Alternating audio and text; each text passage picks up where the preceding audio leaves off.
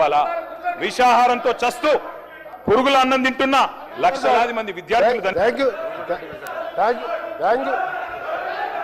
Speaker sir, తప్పకుండా మా గౌరవ సోదర శాసనసభ్యులు మా ప్రభుత్వానికి ధన్యవాదాలు చెప్పాలి.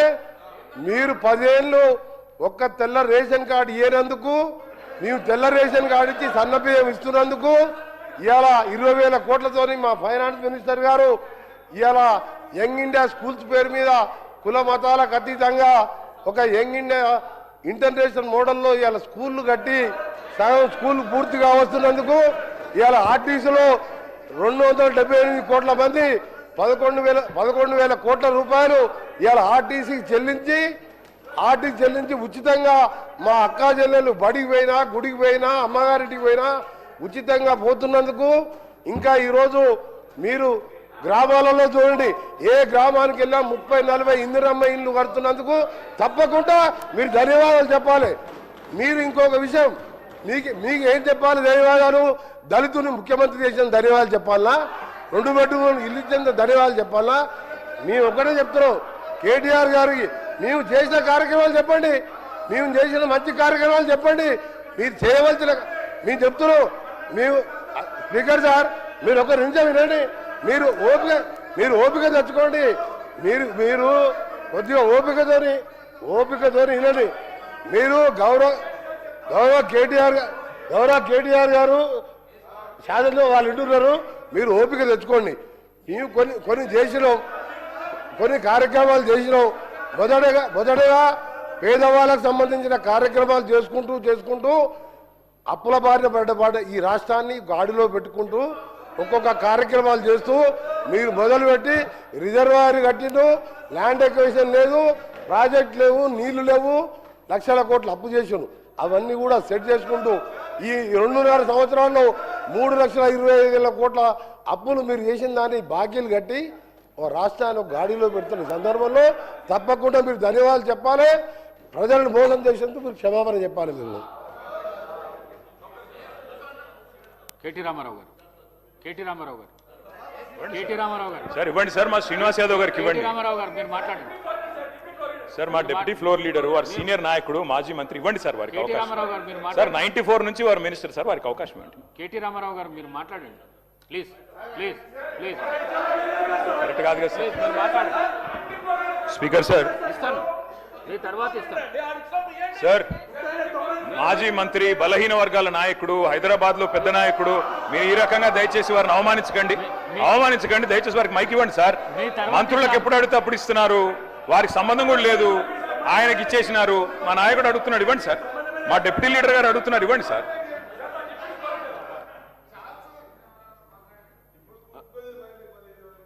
అధ్యక్ష,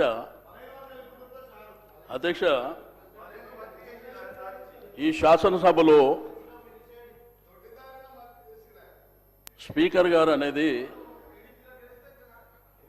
ఒక పార్టీకి సంబంధించి కాదు అధ్యక్ష, మా అందరికీ స్పీకర్ మీరు. అందుకే మీకు మైక్ ఇచ్చాను. నేను చెప్పాను తినండి సార్, నేను చెప్పినాక మాట్లాడండి. మీరు ఈ సభకు స్పీకర్ సార్, అందరి మెంబర్స్ హక్కులు కాపాడవలసింది మీరే సార్. రెండోది, డిప్యూటీ సీఎం గారు కూడా ఇక్కడ ఉన్నారు. పెద్దలు బాలునాయక్ గారు, ఆది శ్రీనివాస్ గారు మాట్లాడింది సార్. మేము ఇక్కడ కూర్చొని విన్నాం, మేము అబ్జెక్షన్ చేయలే. మేము మధ్యలో మైక్ అడిగి ఏదో ఆయన మాట్లాడుతుంది తప్పు అనేటువంటిది మేము చెప్పలేదు సార్. ఇప్పుడు మా వరకు వచ్చినప్పుడు గవర్నర్కు ధన్యవాదాలు చెప్పే తీర్మానం ప్రకారము మా సభ్యుడికి అవకాశం వచ్చింది సార్. ఇప్పుడు రిప్లై చెప్పేటువంటి అధికారం ముఖ్యమంత్రి గారికి లేకపోతే డిప్యూటీ సీఎం గారికి ఉంది. కాబట్టి మా సభ్యులు చెప్పినటువంటిది మీరు దయచేసి వినాలి. మీరు ప్రతిసారి ఇంటర్వ్యూన్ అయినరనుకో, మీరు అక్కడి వైపు నుంచి ఇంటర్వ్యూన్ కావడం, మేము ఇక్కడి నుంచి ఇంటర్వ్యూన్ కావడం, అది సభ మర్యాదలో కూడా కరెక్ట్ కాదు, మీరు గుర్తుంచుకోవాలి సార్. నేను దయచేసి స్పీకర్ గారు రిక్వెస్ట్ చేసేది, మీరు మా హక్కులను కాపాడాలి అంతే. మీరు అడిగారు కాబట్టి మేము ఇచ్చినాం, అది కాదు కదా సార్. అది రైట్ రాయల్గా మాకు రావాల్సినటువంటి హక్కు సార్ అది. దయచేసి నేను మంత్రులకు రిక్వెస్ట్ చేస్తున్నా. ఇప్పుడు సభ్యులు అంటే తెలుసో తెలియక కొత్త పాత ఉంటారు, ఏదో అరుస్తుంటారు, కామెంట్ చేస్తారు, ఇటువైపు అటువైపు జనరల్గా జరుగుతుంది. కాబట్టి మంత్రులు జర బాధ్యతగా దయచేసి సభ్యులు మాట్లాడేటప్పుడు మీరు నోట్ చేసుకోండి. ప్రతిసారి ఇంటర్వ్యూన్ అయితే సభకు మర్యాద గౌరవం ఉండదు సార్. లాస్ట్ టైం కూడా అదే జరిగింది.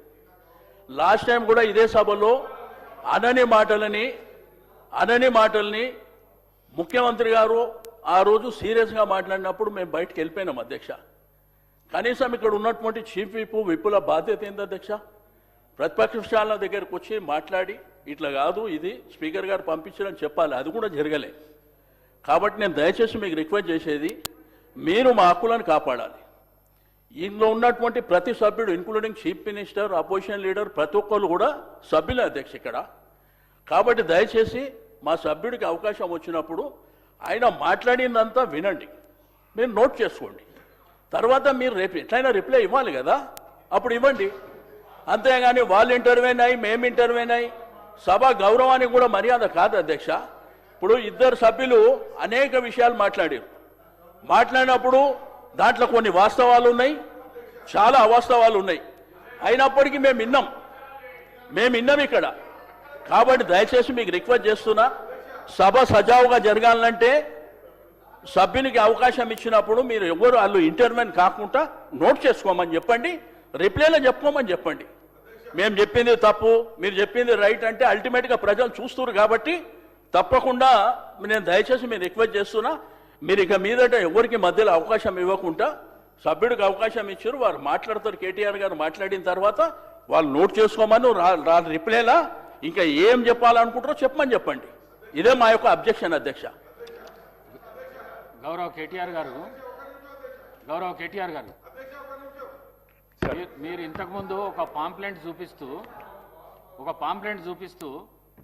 ప్రతి కుటుంబానికి 2.5 లక్షలు ఇస్తామన్నారు. 2.5 లక్షలు అని అడిగినారు. అవును సార్. అది నాకు కూడా అర్థం కాలేదు. మా డిప్యూటీ సీఎం గారు చెప్తాను తప్పకుండా. ప్లీజ్ మీరు చెప్పండి, దాని జవాబు చెప్పండి. 2.5 లక్షలు ఏమిటివి?